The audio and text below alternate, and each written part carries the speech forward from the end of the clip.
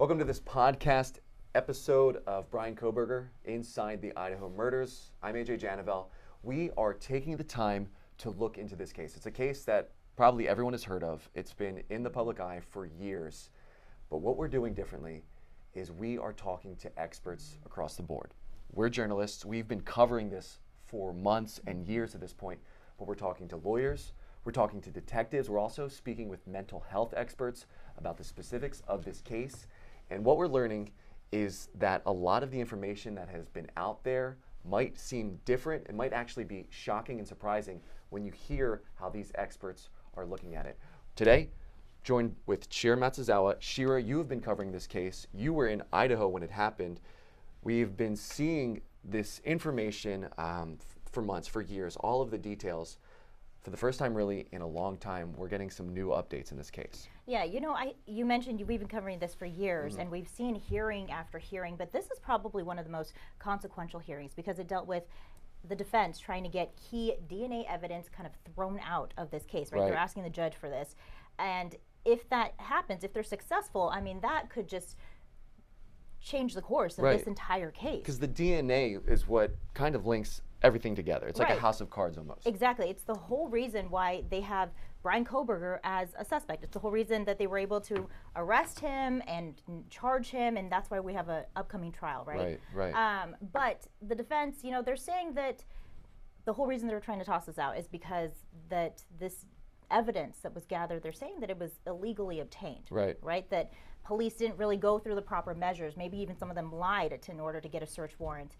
And then they're saying, that this violates Bryan Kohberger's constitutional rights, which prosecution obviously is saying that's not true. I mean, if you find DNA on a knife sheath at a crime scene where 4 students were stabbed to death, then that expectation of privacy goes out the window. Now tell me about this, because we had this January 23rd date. I think I saw that in so many reports. Some of the experts I was speaking to was like, January 23rd is going to be the day. You're focusing on the DNA. We're talking about the DNA. You're telling me about all these specific things, that knife sheath. Can you tell me what all is connected to what the defense was bringing up in this case? So that 23rd day, that January 23rd, the day we'd all been hearing about, the defense goes in. What are they basically trying to pitch to the judge? Yeah, I mean, they're saying that basically the process in which they found that DNA, the investigative genetic genealogy process, that it was done illegally through this. And so that's why they're really just trying to take that out, right? And the IgG that you're talking about, that's basically like your DNA is in a database. Correct. Maybe one of your family members did one of those ancestry things, and now your DNA exists, or another family member committed a crime. So you're saying this specific DNA is what they were focusing on? That in addition to Kohberger's entire digital footprint, if you will, right? Because they checked his Amazon records, his cell phone records. They're also bringing up the fact that they went through his trash in Pennsylvania, right? And there was one point actually in that hearing where the judge said, well, hey, if you're throwing things away into the trash, then your expectation of privacy is automatically out the window. Well, you can't try and use this as a defense, right? Which is interesting though, because I heard some experts talking about that too, and they say if you throw your trash away, it's kind of public game. And in my head, I was thinking about the public documents, or the private documents rather, that you would toss out. And so I did hear that, where one of the experts is saying what you throw away is not, that's not private. And so you're saying that this was something that they brought up, like what you put in the trash is trash. Like you can't expect that that's your privacy. But that's how you're saying they got his DNA and confirmed it with all the other information. In addition to a bunch of other avenues, right? And I think a lot of people, they probably hear this and they're saying, why is the defense doing this, right? What is the point of this and putting these families through this, going through all of this? And it's simply for the fact that the defense has nothing to lose, right? They can, they could either do this now, maybe they fail, but at least it opens up the doors for later down the road for an appeal, right? So, I was actually, because you're bringing that up, I was talking to a legal expert in the area with truly decades of experience, Ann Bremner, and I sat down and I talked to her exactly about what you're saying, and it's basically, the question is like, hey, is this really going to work? You're bringing, you're trying to throw out the whole case as a defense attorney. We have been covering this case really for years. You've had detectives on this, you've had federal investigators on this. You are trying to throw this whole case out. And so I asked Ann that question that you bring up, and she said, yeah, of course the defense is going to try to get their case thrown out. They're going to do everything they can, like in sports terms. It's like the Hail Mary or like the half-court shot, the buzzer beater. Because why not?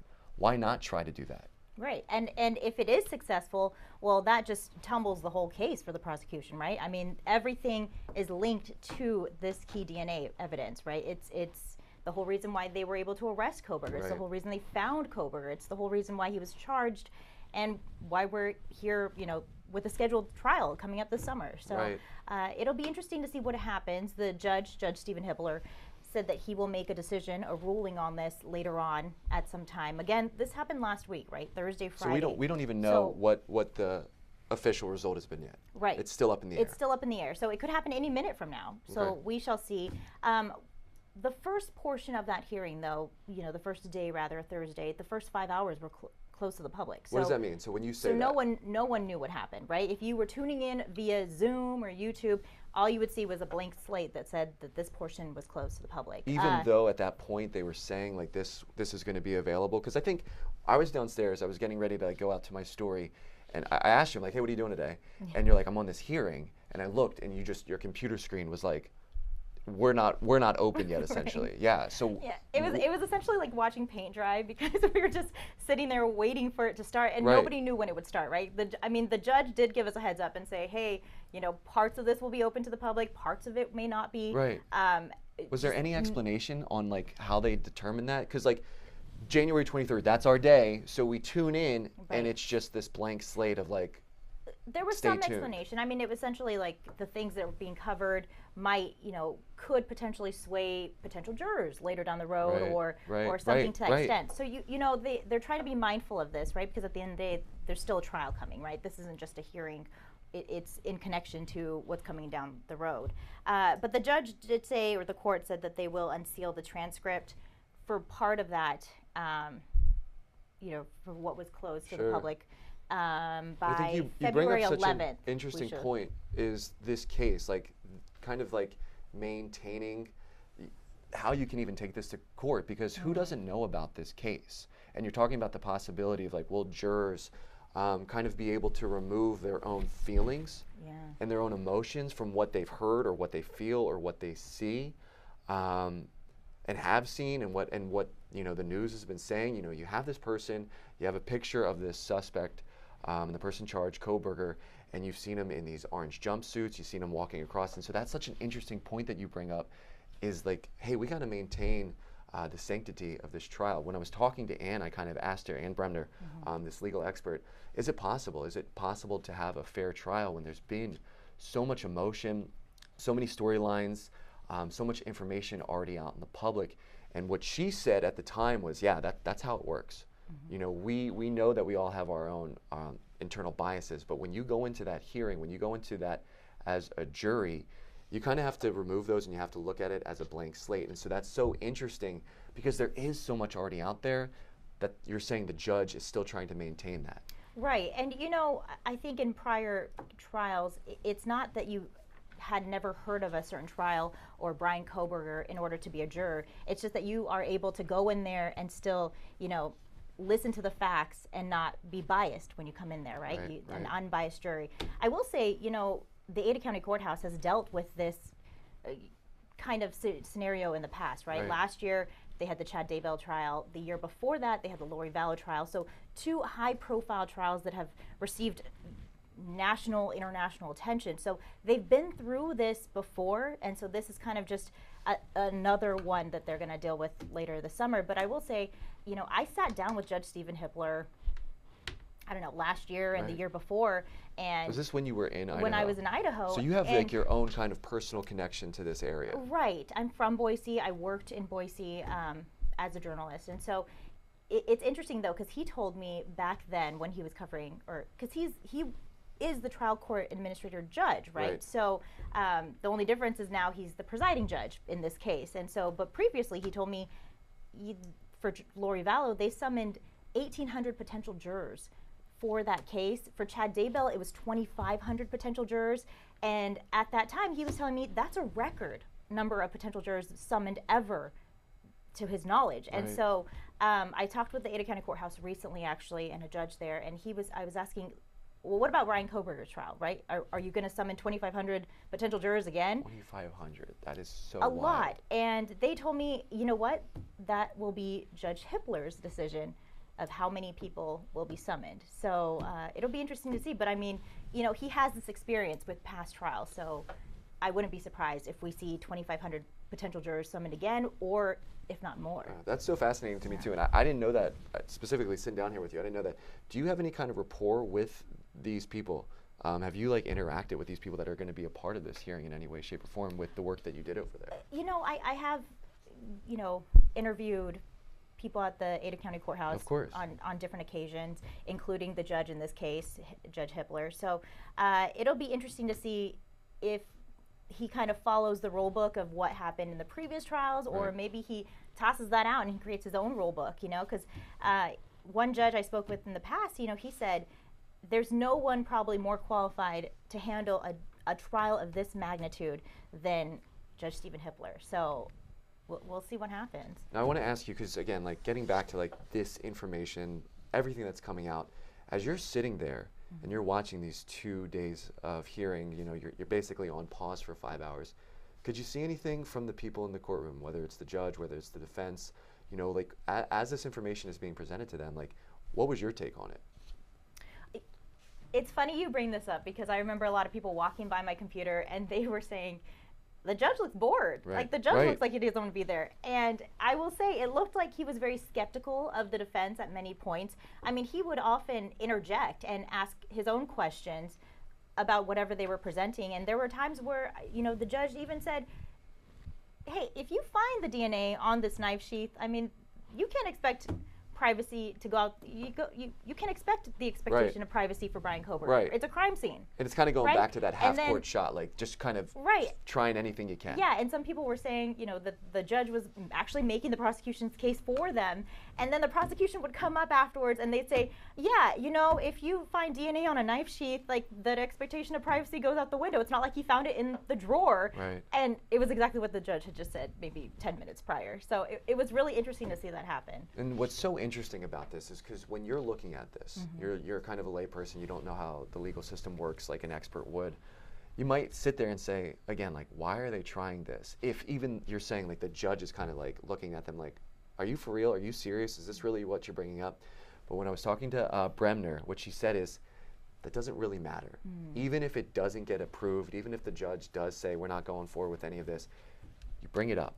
You bring up everything that you can to kind of, at least put it on the record, because you're going to have the possibility of retrials. You're going to be wanting to fight even if this verdict comes out and the defense is not happy with it. But what you're also doing is you're putting that information out there. You're sowing any kind of seeds of doubt that when these proceedings eventually do start, you can go back to that. You can say, hey, we brought this up. It's going to be on the record. Even if they don't get that win and the judge approves all of this information they're bringing up, you can say, we brought it up. It's right here. It's on the record.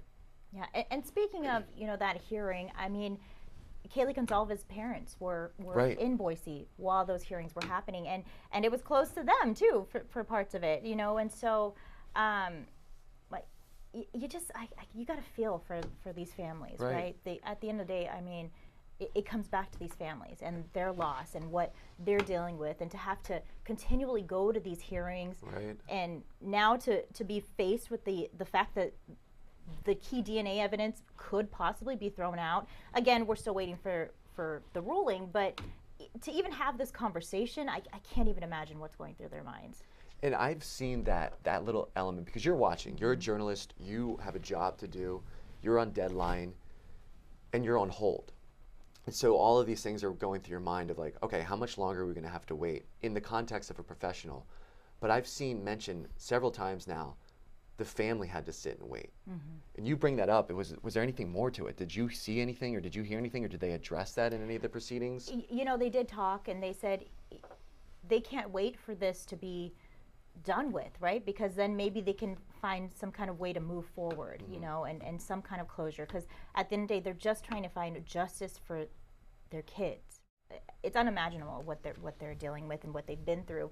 And this trial, I mean, let's not forget, it was scheduled to happen already in the past, right? This is it's just keeps getting kicked down the can further and further. And so, yeah, my heart goes out to them. One thing I want to ask, because we've been kind of talking about like everything that they did throughout, like the defense, they basically brought all this information that the judge is saying like, come on now.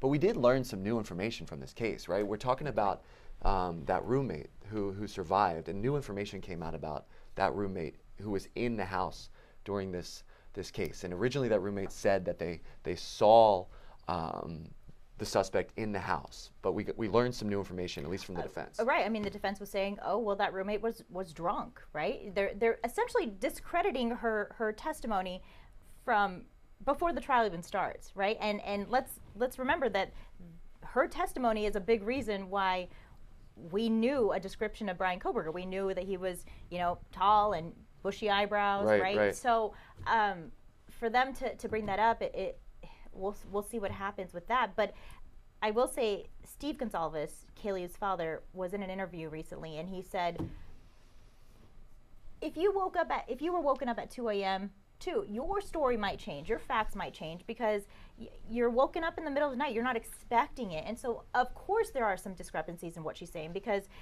that's just being a normal human being. Sure. That happens. Sure. So. But what's interesting though is emotionally, as a real person, sure, I'm gonna take that to heart. Like, okay, you're stressed, it's early in the morning or it's late at night, or you might have been drinking, we understand that.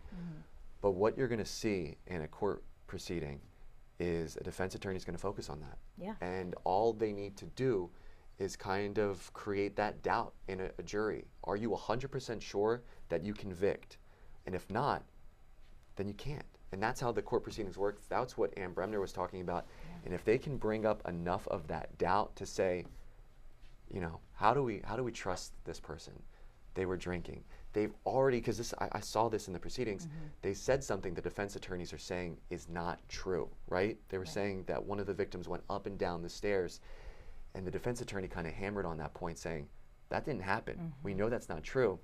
So if I'm a defense attorney, I have a jury who are expected to remove everything that they've heard up until this point, and I say, this witness can't remember what they saw, and they tell you that they're drinking, like the emotions, everything that's there for us as people exists. But when you go into that courtroom, you're going to have to kind of be a blank slate and remove those emotions. Absolutely. And like you just mentioned, it's beyond a reasonable doubt, right? That's how they convict someone. So right.